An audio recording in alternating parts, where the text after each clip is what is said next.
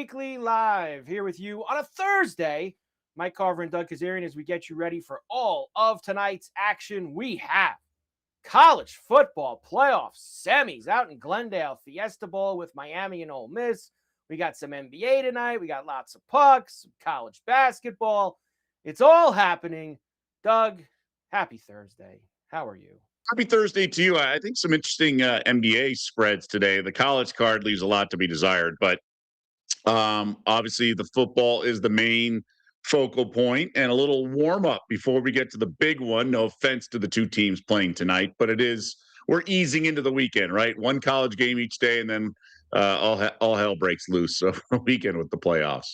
It is a great 5 days. I know I mentioned it to you early in the week. When you get this run with both semis and then into the 3 days of NFL wildcard weekend, it is outstanding. And we are ready to rock and roll starting tonight. Before I get there, I will say we've been hot with the Daily Double. Unfortunately, I couldn't believe it, Doug, that the Thunder, and maybe when we get to the NBA, we'll have like a little bit of a bigger talk about this. Like they were up double digits in the second quarter. They were smashing the Jazz. Like they let go of talk about letting go of the rope. I mean, just an awful job by them last night in the first half of the second quarter. Yeah, I mean, I know this is a little bit of a cop out, but I did bet the Jazz second half. The Thunder just looked kind of tired. And we talked about the Knicks being spent since the NBA Cup. And remember the Spurs had lost a bunch. I just wonder if it just takes a lot out of your body and it takes a while to recover, which is why we see teams in the playoffs, if they get game one on the road, mail it in game two. It's a marathon in a lot of ways. And I just see the Thunder have kind of hit a wall, so to speak. I also the more I think about it, I don't think SGA is going to win MVP. So there's just a lot to take away. I'm actually looking to fade the Thunder tomorrow. So they're up double digits after one. Could have bet first quarter instead of first half. Up 20 in the second quarter. Can't hang on. SGA was just not clean at the rim. But you had a little bit of a hairy finish. Thank God you had to lay 3.5. I was watching it live in a sports book, and man, that kid just chucked that ball up with 1 second left, and it goes from 7-4. Thankfully, 3.5 for me. I know there was some 4.5s before it closed, and those people and when the kid made the 2 free throws at the other end, I'm like, all right, at least a 3 is not gonna get me here. And then the kid chucks one up. And also there was a rebound, and then it trickled and squirted out towards the sideline. It should have just been a rebound and dribble out, but then it was dicey. I believe me, Doug. I was watching. It was dicey all the way to the end there with Clemson. All right, let's roll tonight. As we mentioned, college football playoff semis. Game number 1, Glendale Fiesta Bowl for the Miami Hurricanes and the Ole Miss Rebels. As of right now, look at this. We've gotten to a flat 3 now at BetRivers. -3 for Miami and a 52.5 total. Yeah, a little juice on minus the 3, which makes sense, -120. I always felt that extra hook was a little much. Now, I always make this joke, but I think it gets a little bit of low-hanging fruit. But we could talk about this for a week and a half, and then 4 minutes into the game, it's going to be 3.5 or 2.5. We're going to get line movement on a punt and everything. So we can sit here and just dissect forever. I think it's funnier at the Super Bowl, right? You talk for 2 weeks, you exhaust all angles, and then first down, like let's say it's a stuff at the run. The line of scrimmage, it goes from 3 to 3.5 or whatever it is. I just thought it was too many points. I think Ole Miss is just as live. I don't have power ratings. So when the spread came out, if you had told me it was a pick 'em, I would have been like, okay, that makes sense. So I feel like it's an extra 3 here. Now, the trenches matter so much in college sport and football. So Miami being a full 3, I guess, makes sense. And I do think we see Carson Beck play well where we haven't yet. But Ole Miss has just been really sharp. I just think they got some suspect coaching going on. Yeah, suspect coaching is the word. That's for sure, because this has been a little bizarre with, Lane obviously has taken a bunch of guys and he lets a couple guys go back. Now, I guess, obviously, he thought they wouldn't be here at this point, just like he thought they wouldn't be here because he left and went to LSU. But, the guys shuttling back and forth from Baton Rouge to Oxford, that is a little bizarre when you kind of try to factor that into the handicap this evening. I like Miami, Doug. I wouldn't have laid 3.5 like it was. I think their defense has really proven something against Texas A&M and against Ohio State the last couple of games. And I'll tell you one scenario I don't like tonight, and that's if Ole Miss comes out and they get up a couple of scores and Chambliss is playing well. And I don't think that's a good recipe for the U. I don't think Beck, he hasn't shown me that he's going to go blow for blow like what Ole Miss and Georgia were doing at the end of that Sugar Bowl. So I think Miami needs to control this game defensively, running game, and that leans me, of course, to an under as well, because I think that's the kind of style Miami needs. I mean, just seeing what Ole Miss did and the magic Trinidad Chambliss did, Yeah. I guess my question is, why do you like Miami? I just feel Miami's defense is why I like them. I think the Miami defense that's kind of been the unit, and Chambliss has been unbelievable. He was great at the end of that Georgia game and in the second half. But I've been really impressed with how I disregarded Miami. I was right on the fence with, I don't know if they should be in the playoff. Their D has shown me something against these two teams. And listen, Texas A&M isn't Ohio State, but against Ohio State, that was impressive. The way that they played. Yeah, I mean, I think A&M was kind of vastly overrated. Yeah, but I think it was a very strong defensive effort, and you can run on Ole Miss. You can run the football against them, and if Miami can get those guys going, and they can get this in a game like they did against Ohio State, where they're picking up first downs and they can get up a score, and that defense is getting pressure and they're hitting Chambliss. That's their recipe for tonight. But if this game becomes up and down, like Ole Miss turned the Georgia game into, that's brutal for Miami. I don't think they have any shot if that's what this game is. Yeah, I think it's a straight coin flip game. I could see Miami dominating in the trenches. I could see Ole Miss being a little too potent, and the Canes obviously have the power. I mean, look, they have such speed, right? So they can score if they had to. I think it's going to be a fascinating game, and it's okay to not have a firm opinion. So, we talk about the NFL, right? And we will momentarily. But when you have 16 games every weekend, and then now you only have a handful, that means you're going to have a lot fewer bets in theory. So in a college card, right, you might have 8, 5, 4, 7 bets or whatever, a huge college Saturday. So if there's only 2 games this week, it's not that crazy to not have a bet in either of them. No, it isn't. The other thing, first half, some of these games have been sort of slow starting, you could say, in the college football playoff, feeling out process, things like that. 25.5 in the first half. Pretty big now. Maybe this game kicks off. How much of the slow starts is the one team having a long layoff, and that's not the case anymore moving forward? Now everybody's on an equal playing field, pretty much, in terms of the amount of rest. Could be very true, and that might lead to maybe we don't get the slow starts out of the gate that we have seen. Miami, there you go, -1.5 first half, 25.5 is the number there for us. Fiesta Bowl this evening with Miami and Ole Miss. I'm looking forward to it. It's going to be a fun game. And I wanted to go back to this. I just remembered because you brought up Super Bowl and things like that. You're so right. You could go 2 weeks and the number doesn't move an inch. You sit around for 2 weeks talking about this stuff, getting all juiced up, and then 2 minutes into the game, the number moved because, like you said, something happens, a first down, a big play, someone gets across midfield, a turnover, and suddenly the line is completely different. But we spend so much time splitting hairs and whether it's worth 10 cents to bet the quarterback MVP versus like the money line and all that stuff. It never ends. I'm looking forward to it. Fiesta Bowl tonight. Lots of seats available too in Glendale. If anybody's in the area, I think you can get in rather easily. I've been seeing those stories today too. If you have your eyes on a plus money bet at BetRivers, Betting Weekly is giving you a little pizza money to lock it in. Use our pizza money bonus code. That is Betting Weekly 1218 to get a $10 bonus bet to use on any plus money bet at BetRivers. Betting Weekly 1218. You have until January 11th to redeem the code at any U.S. BetRivers sportsbook. Good for one bet for eligible players only. Must be 21. Gambling problem, call gambler. That is, of course, one more time, Betting Weekly 1218 is the pizza money code that you need to use. And we're getting there. January 11th, right around the corner. Today's the 8th.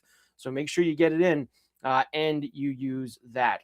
Petey here on the chat box, considering a Grinch parlay of Miami plus Oregon, not into the feel-good storylines. Well, you know what, Petey? I wouldn't say now it's a storyline. I don't know if it's feel good or not, but I know Indiana with that's an unbelievable story, and Ole Miss with Lane Levin's a story. But you could get the Mario Cristobal Bowl if you get Miami, Oregon. Of course, he formerly the coach of Oregon, now at Miami. That's a little bit of something there. I know it's not on the level of Indiana and Ole Miss, Doug, but there's some storylines. Maybe it can be the disregard for Michael Irvin's heart and recreational behavior tonight if you're betting on Miami. Just the mayhem that could ensue if his Canes continue to win. What? That was insane. Like, he went bonkers after that game with Ohio State. I know he was in his house and everything down in Dallas while he was going up, but Mike was feeling it when Miami beat the Buckeyes. Just raging that evening, I would imagine. But I love the spirit, and frankly, college football is more fun when the U's back, because the U was something back then. And as they want to correct you, the U is here. The U is not back. The U is here. It's all about the U, I think it's awesome. I literally think the brands involved. You got Oregon with the Nike money. You got all the regions. They're sort of like, it's blue bloods, but it's not. And then you got the Cinderella with Indiana. I think it's a fascinating collection of the Final Four. And I'm okay with, obviously, with any outcome, because I've always been a Pac-12 guy and defended it. So I like seeing if Oregon advance, but I definitely am rooting for Indiana. And the Ole Miss story is just great. I mean, Lane can just be the biggest sort of villain amongst villains if Ole Miss wins without him. And then Miami is just a fun story with all those alums, and they are such a strong program over the years. Lane would absolutely deserve it. Like, that would be attached to him forever if he never wins at LSU, which there's no guarantee that he will. If he goes through his whole entire coaching career at all his stops, along the way, Tennessee, Florida Atlantic, Ole Miss, LSU, you just keep stacking them all on, and he never wins, and Ole Miss does this year, it's always going to be, he walked away on a team that won the national title. Could have been a national champion. It'll always be it's kind of funny, though, because, he's the one who got fired on the tarmac. He recently lost his dad. He did go sober 5+ years ago. He actually has, addressed things. He's patching things up with his ex-wife. There's so much good, and, we all mature, right? So he was pretty immature back then, but that happens. It's almost like a child actor being the son of a coach and things like that. So, all stars, point to, he's actually, arrived and done all this. So it's crazy if they won it all without him. Oh, man, and he gets the look, and he loves the spotlight, Lane. I believe that story that he wanted to go and do interviews during the last game, and then he walks out with Mulkey at the women's game at LSU to kind of make it look like he wasn't. Steve said, Lane Kiffin is a clown. Steve comes right in over the top. That was LSU's first loss, and they haven't won since he went there. There it is. That says it all right there with Lane. So Fiesta Bowl tonight, very excited. All right, NBA, we have 4 games tonight. Before I get to the 4 games, obviously a huge trade in the NBA last night, and I want to get your thoughts on it because I was a little surprised, and I know we talk about Trae Young and how the Hawks are better without Trae Young. And then, Doug, they gave him up for nothing. CJ McCollum. You got to be kidding me. If I'm Trae Young, I got to take a little look in the mirror and be like, this is what I got traded for, and come out with a little bit of fire, right? It's the value of the expiring contracts. Those are gold. Isaiah Thomas didn't realize that when he was GMing back in the day.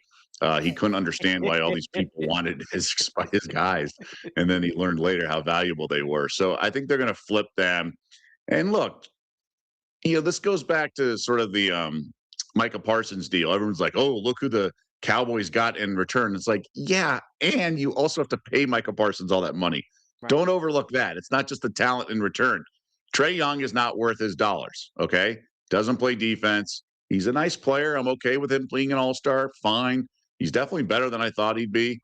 But you can't pay him and win. LeBron showed us the value or the stupidity of the max deal, if you will, when he went to Miami. He said, basically, why would I take 30 or whatever it was at the time? I'd rather take 29.2, and then we're under the cap, and then we can get. Not all max players are created equal, I guess, is my long way of saying that. So Right. you get McCollum, you get some other guys, you can flip them, and all of a sudden you may be able to bring in AD and have like an actual contender in Atlanta where that just wasn't happening. And also, I do applaud them for figuring out their identity. If you're going to have Daniels and some other guys, Walker and everything, you can't have a liability like Trae Young on defense. You're either going to do it right or you're not. This reminds me of the Rockets about 10 years ago when they went and made a trade for Westbrook and they went small ball. And I think PJ Tucker was their tallest starter and they got rid of Capella. It's saying if we're going to do this spread offense and attack the rim, like let's do it right. So I think Atlanta's kind of going all in more on defense. And I agree with what Henry's saying there. I think you just got to do it. And I'm more taken back by who requests a trade to the Wizards? Like that's what I don't get. Who Yeah. wants to go to DC? I mean, I like the city, but who wants to go to the Wiz? Doesn't seem like the first place you would write down if you were requesting a trade. Like, especially like when we talk about how all these stars around the league want to get together and win, and they want to win championships and build these teams. It doesn't seem like that would be the first place I'd want to go. If Would he's be to from there or something, fine. But he's not. right. Young deserves to be on the Wiz. If you feel frisky, the Wizards are 100-1 at BetRivers Hmm. to make the play-in tournament. 100 to So I 1. actually, prior to this, I actually looked up the other day. Remember, we've been talking about the Wizards all week. So I actually looked it up. They're only, what, 7 games back? 6.5, yeah. 6.5 I games mean, back of the play-in tournament.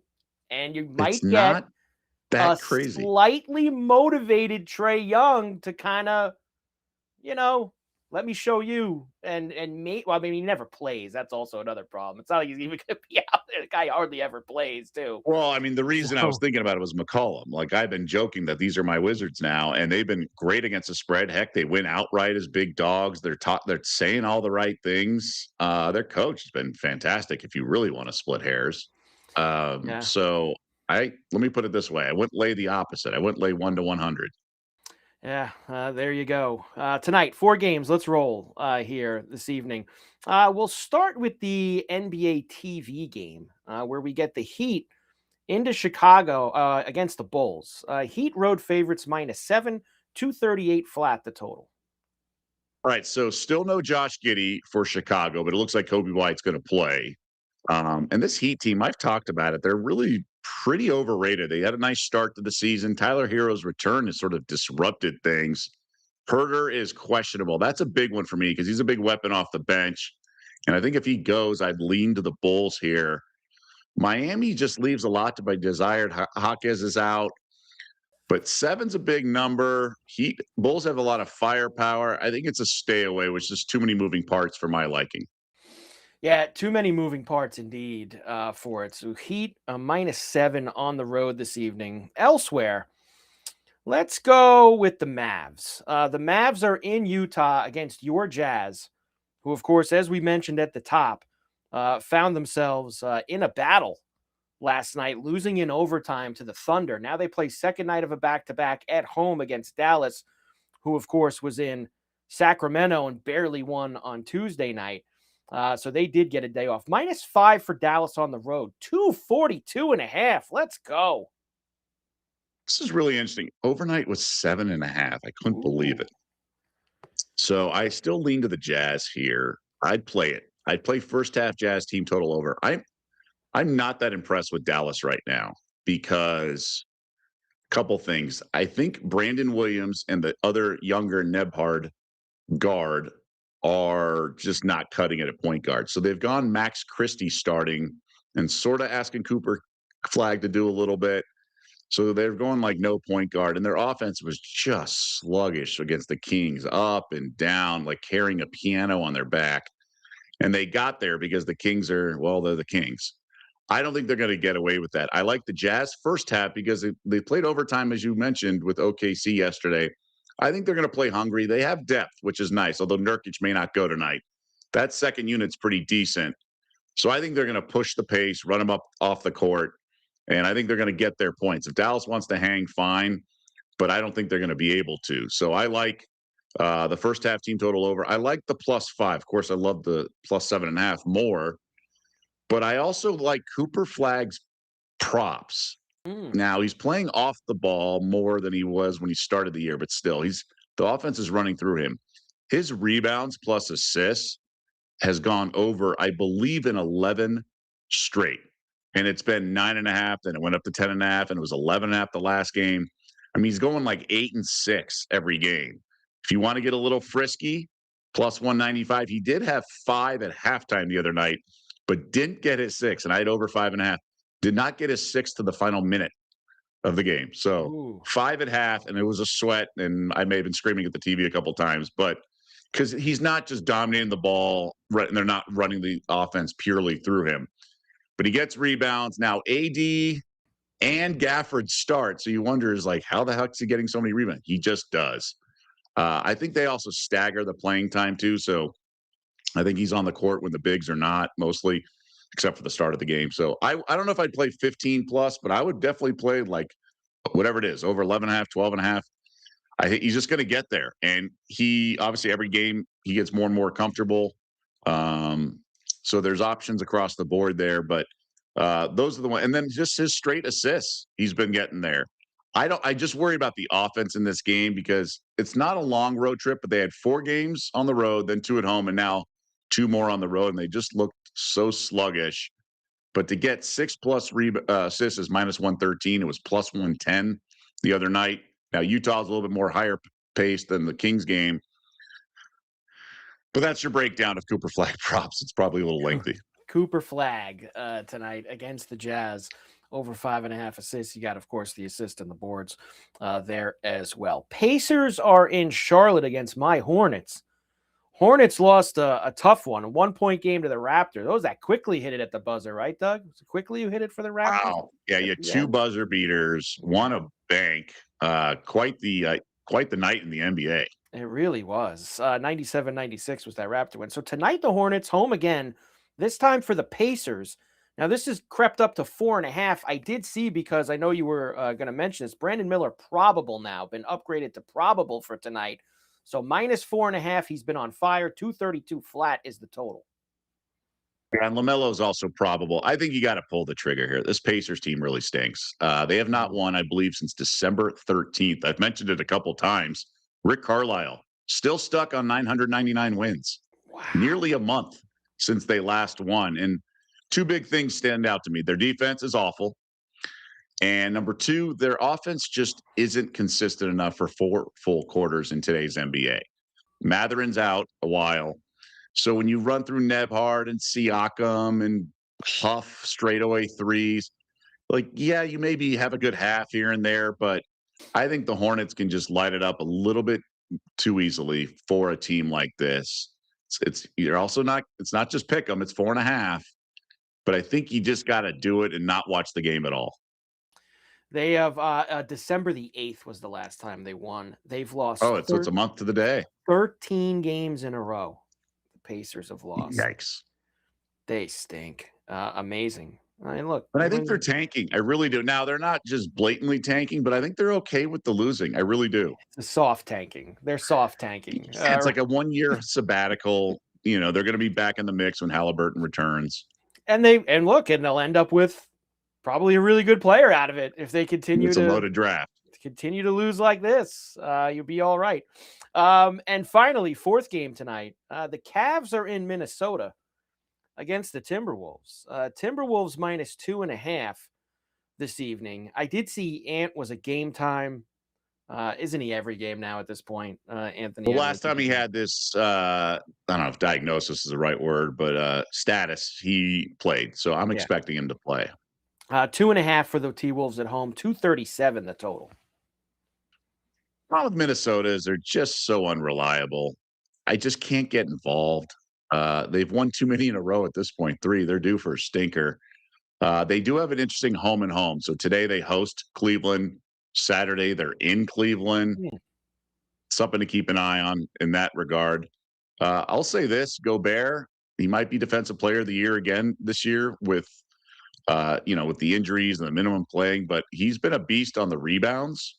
So over 11 and a half is kind of a banger, although obviously the Cavs have height with Mobley and Jared Allen, but he's been on a rampage cleaning the glass. He's gone 16, 14, 12, 11, 10. So I'd strongly consider Gobert over 11 and a half rebounds. But again, you just don't know what you're going to get with this knucklehead of a team. So it's it's frustrating at times. It certainly is with them. They can just absolutely lay you an egg at any moment. So 4 games this evening in the NBA. A little light on a Thursday night for us, but we do got a couple good ones there. Are these totals starting to become a bit too high? Players are resting. Defenses are getting a bit better. I know last year, Doug, there was definitely early in the year tons of games in the 240s, 250s, right? I mean, I felt like last year was a lot of high totals, and obviously as the season moves on, it evens out a little bit. Are you seeing a little bit of that maybe going to start now too? Oh, it's funny you say that. I was thinking about that because we had a game, I think it was the Lakers game that landed under 200 combined. And I just mentioned earlier in the show, but I noticed it last night that the Thunder sort of hitting a wall in SGA. Um, like maybe they just need a break, and the All-Star break's always past the midpoint. So it could be just one of those things where like maybe the pace and everything just slows down a little bit and the bodies are wearing down. Bodies wearing, hey, it happens. The NBA unders 14-4 the last 2 days, according to Frankie the Fixer. So another Mm. under question. Are we about to see a lot of points tonight? He thinks that maybe the script flips after a Oh, lot of slow unders the regression. last 2 days. That maybe we get it going. Look, obviously, I think there's a couple games tonight where, we could tee it high. Mavs Jazz could get there. Anytime the Jazz are Yeah, I just playing, worry Doug, about you got a the chance. back to back and the OT for the Yeah. Jazz, but also like the Mavs were so sluggish in the last game. It was just brick. Like Klay Thompson, I can't believe he makes what he makes, just laying bricks. Laying bricks, your boy Clay. NBA for tonight. All right, college basketball. One or two things from last night before I move on. I'm impressed. You liked Vandy yesterday, against Alabama, and they took care of business. It was, got it way over. It got in 186 is where it landed. I was very impressed with Vandy. I watched a little bit of it. They're off to an unbelievable start. And look, they've got my attention now, Doug, at 15-0. That's for sure. And I like the over, and we had about 30 fouls in the last 3 minutes, so that was nice. Yes, that was helpful. Yeah, I think Alabama plays reckless. There's pull-up threes for no reason and they got a steal on a press down 7. The guy ran to the corner to shoot a 3, and we're talking a minute 15 left in the game. Just shoot the layup. And he ran. It's not a short corner 3 in the college either, like the NBA. It was just brain dead. But that's why they play the regular season. You get to work out the kinks. Game situations very valuable. I think Vandy, about a month ago, a friend was saying this. About a month ago, there's no way he thought that they were actually they were a nice story, but not an actual contender. They can win it all. Not will they? Probably not, obviously. But I wouldn't rule them out. Whereas a month ago, I would have thought that's a bit far fetched. Henry, I will get to that in one moment about the LSU women tonight. The other one I wanted to bring up was, and we didn't really mention this game yesterday, but it ended up being an unbelievable game. How about UConn and Providence last night? 103-98 in overtime. Providence getting the cover. Providence, they had a chance to win that game outright. They were up on UConn, and UConn came storming back and got it done, Doug. Yeah, and I believe Hurley was berating the refs or something like Oh, that. no So way. Not him. No, shocker. Hurley berating the Shocker. refs. No shot. Now let's get the women's questions. And Iowa State women lost outright. Did they lose last night, huh? 19.5-point favorite. Iowa State women lose. And the other one was LSU women who are laying a big number at Georgia tonight, 18.5. And I know you mentioned that women haven't won since they paraded Lane out there in that game. Yeah, I've been texting my bat signal. We got nothing really in the hopper tonight. Okay. I'll say this: if you want to tie up your money for 4 months or so, fire on Sarah Strong to win the Player of the Year award, Wooden Award, because she's now minus 113. Audi Crooks of Iowa State is the favorite, and that's a nice story, but UConn's probably going to go undefeated. Sarah Strong is the best player in America. Now, she is a freshman. Crooks kind of draws the ratings, and it's only pick 'em. So if you don't want to get involved, I don't blame you. There's definitely a path to where it doesn't happen. But remember, Caitlin Clark at one point was like pick 'em in January, and then it was like minus a million. So I think Sarah Strong is widely perceived as the best player in America.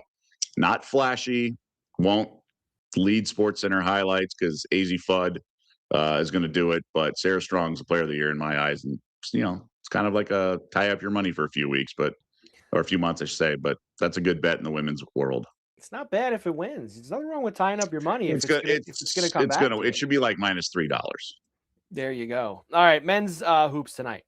ESPN2's got Matthew Stafford with 2 weeks to go. Well, no, it's not. Santa Clara and Gonzaga late night on the Deuce. You talk about late night. There you go. 11:30 East for this one tonight. Let's go. The late owls on the East Coast. 16.5 for the Zags at 165.5 total. It's great for the players out west. Jeez. I like Santa Clara. I liked it at like 15 overnight. It's gone to 16.5. The market's moved against me. I just don't think the Zags are that tough. I think they're a little weak. You can push them around. Santa Clara won outright at the Kennel last year. So they're not afraid of going there to Spokane. Then they lost at home to the Zags, which is expected after a little revenge angle. I just think you got to be careful laying points with the Zags this year. I think they're a little flimsy. Little flimsy as we are getting into a lot of the Thursday night, late night leagues, the West Coast, the Big West. Everybody's got their action going tonight. Elsewhere, also late night in Eugene, the long trip for Ohio State as they head in to take on the Ducks. This is after 10:30 East, so real late night for the Buckeyes. Minus 2.5 for Oregon, 153.5 the total. Yeah, so I'm on a group thread. One guy really liked Oregon because just when really liked Ohio State because when a team like Oregon comes off back-to-back road games, it's sort of tough and they're off an OT game. But the other guys, and I liked Oregon in this game because I think the Buckeyes are a little shorthanded. He goes, I don't like the game. Buckeyes got 0 points from their bench against Nebraska. All the starters played a lot of minutes. And I agree. That game was also like a 7-point game with a minute to go, something like that. They had the nice steal breakaway dunk, missed free throws, and there was almost a collapse there by Nebraska. But I think this Ohio State game's not that great. And I think the Ducks are playing better. So yeah, they're 5-10 ATS, but they're much better. I think they're 4-1 over the last 5. I wouldn't want to go travel with the Buckeyes. And I think the Ducks take care of business. That caught my eye overnight. I might hold off here just because, if those recent angles, I just don't think Ohio State's that good. Man, those are a couple of ugly ATS records we threw up there for Ohio State and Oregon. Right. They have not been good at covering the number, but short for the Ducks tonight at home against the Buckeyes. Other Big Ten action on a Thursday. Rutgers and Illinois. This game's on Big Ten Network just after 8:30 East. This is a heavy 22.5 for Illinois. I know Rutgers isn't that good, but 22.5, 146.5 is the total.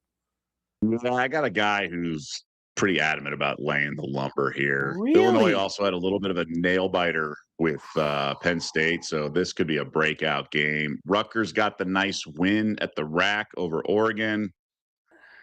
They're not good. They lost by 40 on the road, 41 at Michigan. Yeah. Which, I guess everyone loses to Michigan by 40. Seton Hall by 22. Oh, Seton Hall's not very good. They lost to UNLV by 15. Nothing special. They lost by 25 to Tennessee, which is expected. Tennessee's good. I don't think they can do much in this game. I was actually looking at Rutgers team total, just because I think the game's going to go under, and you're not going to make a lot of money laying 22.5, although we did it the other night against Air Force. But you're right. It's a big number, and we see blowouts in conference play. There's definitely a gap here between these two teams that's wider than the 22.5. It's just, are you going to get that from Brad Underwood's team? I think that's the question. Rutgers coming off 61.5. That's not a really high number either. And Illinois' calling card isn't exactly defense either. But, um, you know, the last couple road games, 59 against Seton Hall, 60 against Michigan. It's probably better just to lay the 22.5, but I don't think it's a big like motivational opportunity. I don't think Illinois is off a loss or anything. So I lean to the team total under and I lean to the Illini. I'm gonna have to text a couple of my Rutgers people here over by me Get and on that. see what they think about this game tonight. That just seems like big number for them. Elsewhere, let me give you, here it is. I was just going to go to that, Henry. Thank you very much. Can Northwestern cover at Sparty tonight? Michigan State hoops is good, but Northwestern could keep it close. Now, this is pretty big at BetRivers. 13.5 for Sparty right now, 143.5 the total. I don't think I want any part of Northwestern in these types of games. I think they're just outclassed. And they're just not the same type of team we've seen in recent Northwestern versions that have gone dancing. I think the Breslin Center will be rocking. Sparty should handle this. Now, Henry said, these games sometimes are close. Look at Penn State almost beat Michigan, and that happens. So I'm not betting it, but I'd be careful with the dog. Could be a dog with fleas there. Could be a dog with fleas in that one. And of course, those are the Big Ten games that you have tonight. Elsewhere, I was mentioning, it's not the best slate, Doug, tonight. There's a lot of majors, things like that. I usually like these late night West Coast games in the WCC and the Big West. I haven't gotten to watch a lot of them yet. I think tonight might be the first night that I try to dip the toe in if the college football game isn't great. The Anteaters in Long Beach State, that's a tradition unlike any other out in the Big West.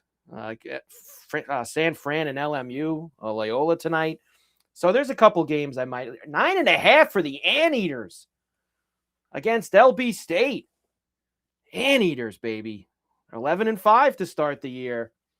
Last year, they burned me one game against Long Beach State last year. They were laying like 17.5, and they lost the game outright. Like, aren't anteaters like in the desert and stuff? It's just such a weird sort of like mascot for Irvine. It is. Which is basically Orange County Beach World. They're the Anteaters. It's Orange County Beach World, and they're the Anteaters. You got to love it. College hoops for this evening. All right. How about some hockey? Dougie Puck's in the house with us here. 12 games in the NHL tonight. And I would like to thank Macklin Celebrini and the Sharks for a blistering third period in Los Angeles against the Kings to get us that over late night under the covers here on the East Coast, watching the phone as I'm falling asleep, and an explosive third period between the two of them. All right, here's what we've got for tonight. And this is the first game that caught my eye. There's two games that caught my eye. I'll go with the earlier one first.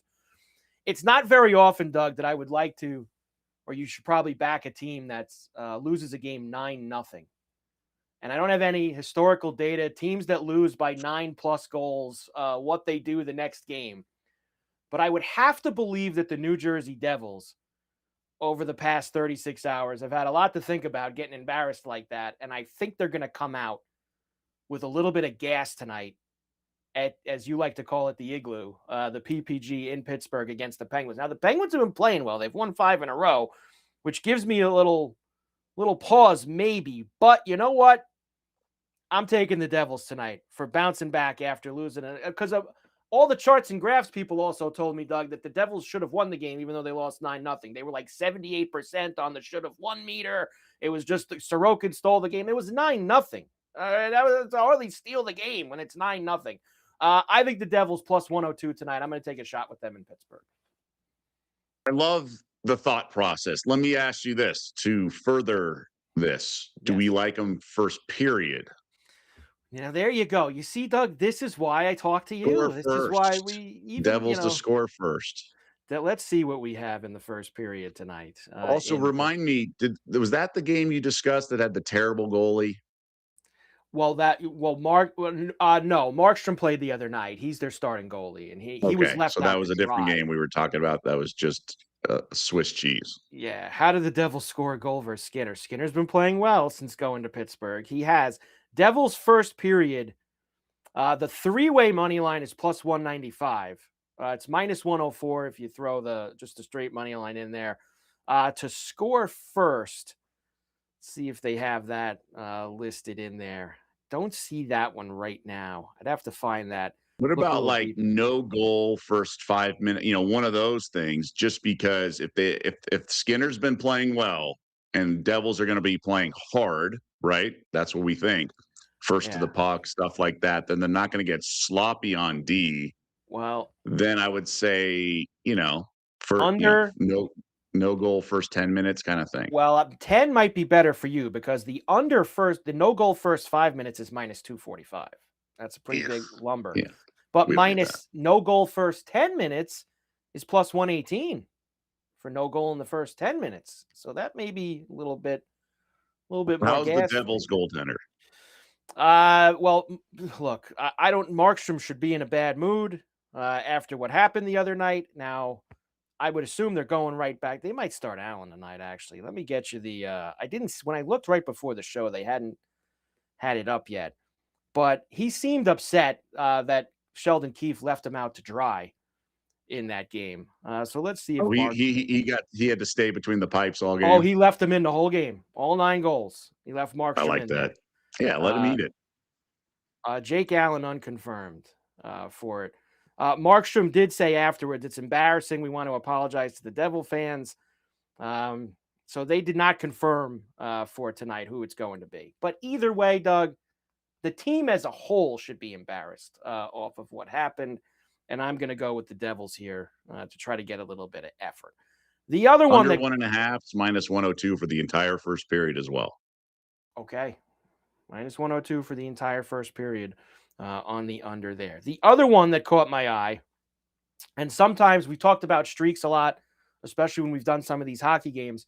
As you said, sometimes it's easier to just, you ride them and you only lose once when it happens. Don't try to go the other way and go after it. The Jets have lost 10 in a row. They stink. They have been awful. They now have the worst record in the NHL. They're in a bad way, and they have Edmonton coming in. Edmonton won the other night. We know that Edmonton, obviously, much better personnel than the Jets. Oilers, road favorite here, minus 118 in Winnipeg against the Jets. Let's make it 11 in a row. Let's keep riding. Let's keep riding that Jet losing streak tonight and take the Oilers. Other sports have a mascot named the Jets. It's kind of a tough run for them, huh? It's not good. No college Jets are there, Jets unfortunately. is not a good one to have. So I'm going with the Oilers tonight. Edmonton in Winnipeg to take care of business against the Jets. Elsewhere, Anaheim's lost 7 in a row. There, we've picked on them a little bit on the puck line, but the Carolina puck line tonight is plus 102. Carolina, of course, really good. Anaheim is really in a tough way right now. Minus 265 for Carolina in the regulation. We can't, or shall I say, just to win the game. I usually like a little bit more if I'm going to play a puck line, Doug. But I know you've said this to me before with some of these Avalanche games. If they're that much better, lay it. And plus 102, it's better than it was earlier. It was like minus 110 earlier, the puck line. It's plus 102 now. So a little bit of a better number. Rangers awful at home, have Buffalo in. Buffalo's won 11 out of 12. How bad are the Rangers? They are now dogs at home. The Sabres are minus 125 in MSG against the Rangers. Now, no Shesterkin. He's hurt. Jonathan Quick's going to play for the Rangers. He's going to carry the mail here for them. But, man, that is tough. The Sabres are favored in the Garden against the Rangers. Don't see that often. Well, I mean, look at their record. So Rangers at home, 5-10-4. Yes. And that was with Shesterkin.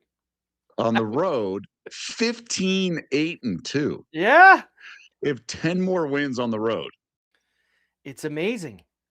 And I don't know. Sometimes you've asked, like, how do you explain it? I don't really know how you explain it. No one else is remotely close to these splits. One other team I'm seeing has a couple more wins on the road. The Kings. But everyone else. The Kings are 11-5-5 on the road, and they're 7-9-5 at home. So the Kings in the West 4. And the Rangers in the East are the two teams that Canucks. The Canucks are amazing. They have 8 more wins on the road. Yeah, and they're there. They're on the road tonight. Steve, Buffalo close to even money just to make the playoffs. They have come from out of nowhere. They've won 11 of their last 12, and they are now right in the mix with everybody. Imagine winning 11 of your last 12, and you're actually not in a playoff spot right now. Buffalo is still on the outside, and they've won 11 out of 12 in the NHL. That's not easy to do. That's for sure. I like the over in this Canuck Red Wing game. The Canucks, one of the top 3 over teams in the NHL. They got us the other night in Buffalo. They do play better on the road, as you just mentioned, but I just want pucks in the net tonight. I like this over at 6 for the Canucks and the Red Wings. Okay. But other than that, Toronto's in Philly against the Flyers. A number that was weird to me. I'm not playing the game. Panthers are only a very short favorite in Montreal. Montreal's second night of a back-to-back. They did win last night. Panthers, of course, are on paper, Doug, the better team, as everyone likes to say. Felt like they'd be a little bit more of a favorite with the Canadians playing the second night of a back-to-back, but that's a little fishy, that line for me tonight with Montreal and Florida. Islanders have played well. They're dogs in Nashville. You got an ungodly number with Colorado, who's lost 2 in a row. They're minus 315 against Ottawa. Come home after losing those 2 games in Florida. That's all. Second night of a back-to-back for Ottawa, too. They played in Utah last night, and now they're in Colorado tonight. So that puck line's minus 112 for Colorado. And we always like to, on Betting Weekly Live, do a late night over. Tough choices tonight. Minnesota and Seattle. Don't love that late night over. And I don't feel like these Vegas been playing some good pucks lately, and they're dogs. They're the dog plus 130. Minnesota hasn't. They've lost those 2 games in LA over the weekend. And man, these Vegas games, they haven't had a lot of crazy games at home. I know Columbus is usually good for an over, but I'm worried about Vegas just beating them 4-0 a night or something. I don't know if we can get our late night over in Vegas. Not sure if that's the place to go. Maybe Seattle. I don't know. Seattle over. Got to have a late night over. Ottawa and Colorado. That's not completely late night. It's only 9:00 East. That's the one I'll go to. Not late at all. Not late at all for that. So 12 games tonight, Doug. Blue Jackets and Knights. There you go at the T-Mobile this evening to finish things off. There you go for tonight. NBA, NHL, college hoops, and the semifinal at the Fiesta with Miami and Ole Miss. So now it is time, of course, the best bets, the Daily Double on Betting Weekly Live. I am going to go to hockey. One of the 2 games I brought up at the top of the hockey we just did is Edmonton in Winnipeg, looking to give the Jets their 11th straight loss. Oilers minus 118 for me tonight on the road in Winnipeg. This is a tough card for me. I was looking at some props in the NBA. I'm going to go Jazz team total first half over 60.5. I don't love it. It's not like a banger because of the overtime and everything. But you know what? Jazz want to get up and down. They got line changes. They got a bunch of depth. I think they're going to be just fine, at least in the first half. They bomb away at home. And, it's maybe the good juju at home runs out, and we've been riding these types of first halves in Utah home games all season. But I'm going to play it one more time. I think Dallas is going to be forced to pick up the tempo, even though they may want to turn this into a half-court game with all their size. I just don't think the Jazz are going to let them. The Jazz don't let teams do that. You got to run when you play the Jazz. And it's okay back-to-back. They're a younger team, Doug. They're not an older team. They're a younger team. They can deal with the second night of a back-to-back. So Jazz first half team total over 60.5. Edmonton Oilers money line in Winnipeg plus 246 for the Daily Double tonight. Looking to make it 3 out of 4 this week.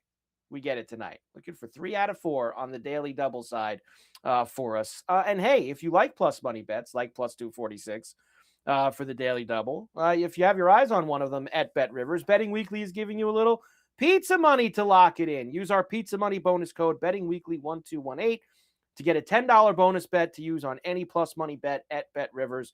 That is BettingWeekly1218. You have until January 11th, a couple more days, to redeem the code at any U.S. BetRivers sportsbook. Good for one bet for eligible players only. Must be 21. Gambling problem, call 1-800-GAMBLER. The Pizza Money bonus code, Betting Weekly 1218.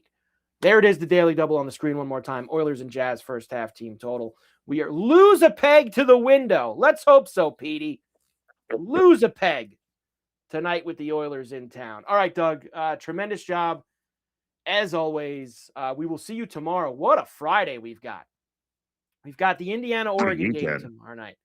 We've got wild card weekend, 5 games between Saturday and Sunday that we have to get through. There's tons of NBA tomorrow night. There's tons of college basketball for the weekend. Saturday's slate is incredible. We'll have to go through some of that. So a very busy Friday Betting Weekly Live as we're back tomorrow. Of course, Betting Weekly Studio is part of the BetRivers Network. Mike Carver, Doug Kazarian, have a great night, and we will see you back here tomorrow.